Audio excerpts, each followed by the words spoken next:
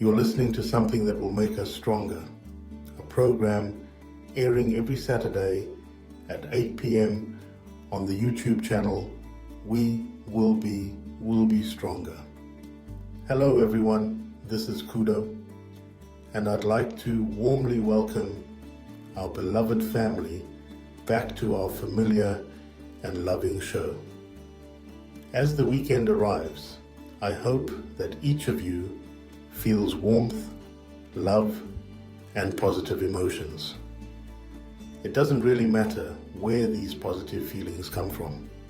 What's important is that your heart vibrates, your emotions elevate, and you become more sensitive to the beautiful and wonderful things around you.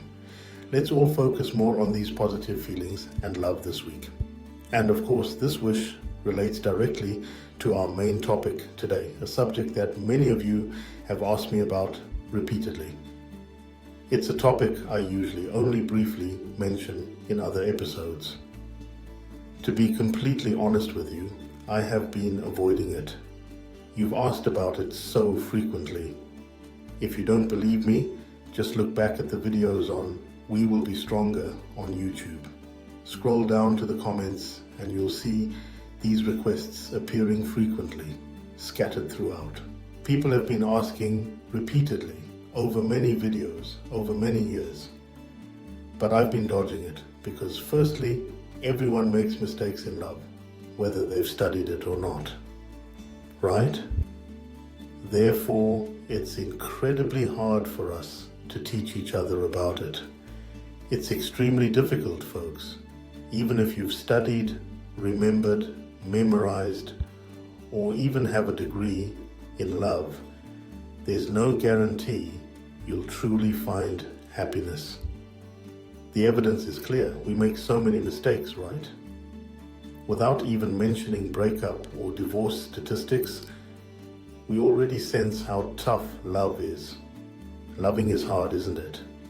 That's why I've avoided it, believing I couldn't speak about it confidently, even as someone just sharing experiences. Because, truthfully, my experiences with love are mixed with both joy and sadness. How can I confidently share useful insights with my audience? So, I dodged it. However, over the years I've started thinking more deeply about this issue. Perhaps I can't teach anyone about love, but hey, people weren't asking me to teach them. Ironically, someone like me, who boasts about reading a lot, totally misunderstood the point. Nobody asked me to teach. They simply asked me to share my viewpoint. Gosh, I've been careless for years. So I searched through comments again, reading probably hundreds of them, and realized, oh, true, I was completely mistaken. People just wanted to hear my perspective. And then the burden became lighter. I thought, okay, sharing my viewpoint is manageable. So I titled this episode, What I Think About True Love. Let me share something interesting. Right now, I'm sitting on the floor while recording this episode. It's very comfortable because all my equipment is on the floor, allowing me to move around freely. But the real reason I'm sitting on the floor is deeper. It symbolizes that I'm not teaching anyone. In the future, I might even sit on the floor for every We Will Be Stronger episode. Because think about it. When friends sit together for a meal on the floor, grilling fish or wrapping vegetables, nobody tries to teach anyone. Instead, we share our viewpoints and what we know. We simply speak our minds, hoping others listen. I love this spirit, so I intentionally chose to sit on the floor. Even if it's hard to tell just by audio, I want you to imagine and feel the atmosphere and space I'm aiming for. I hope we can have a genuine conversation. I'll speak first through audio, and you can respond via comments later. Our conversation may have a time lag, but it will still be a heartfelt exchange among true friends, sitting together, chatting about everything, aiming to make our lives happier, more meaningful, and closer. Now, after this long introduction, let's dive into today's main topic. What do I think about true love? Let me illustrate clearly with an example.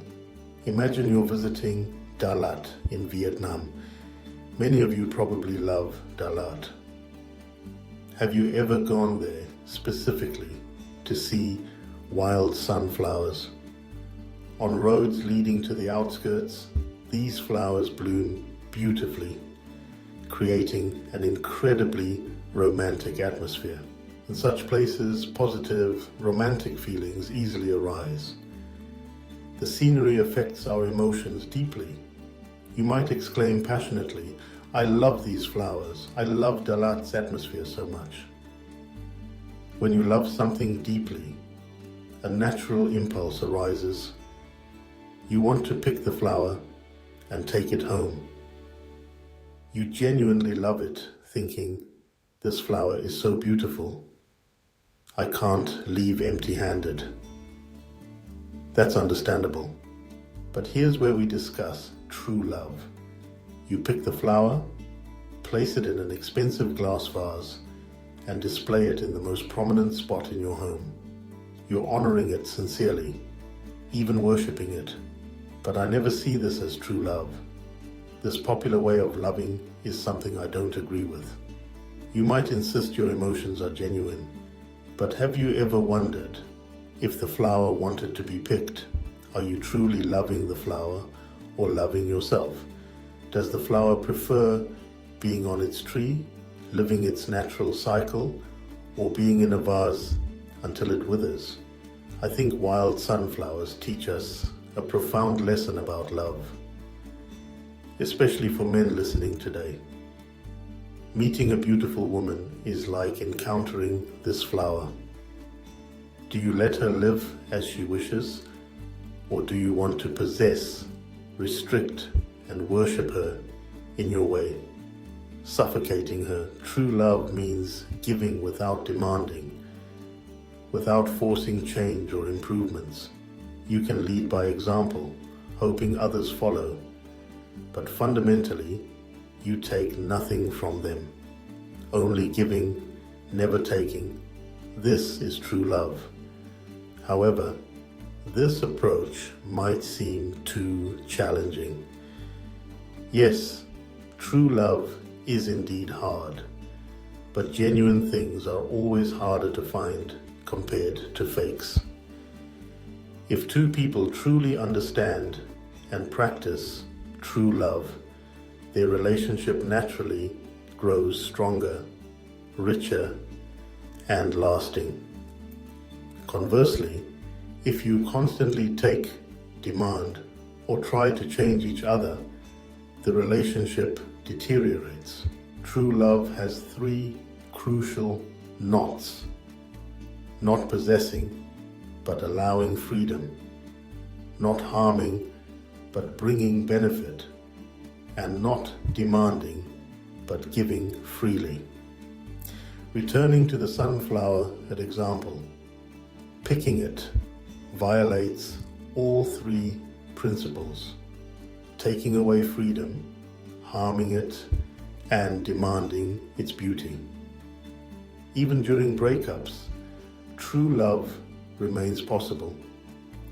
If your partner wants to leave, true love respects their decision without desperation or conflict. True love means allowing freedom even in separation, without bitterness. Some might consider these ideas unrealistic. Yet, considering how many relationships fail despite common practices, perhaps true love is precisely what's missing. True love is a challenging but beautiful goal to strive for.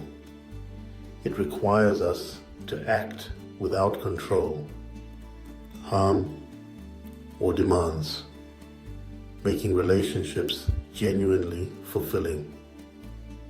In closing, remember this perspective is purely personal. It's not a universal truth, but rather my chosen way to live. I'm not teaching, just sharing my viewpoint.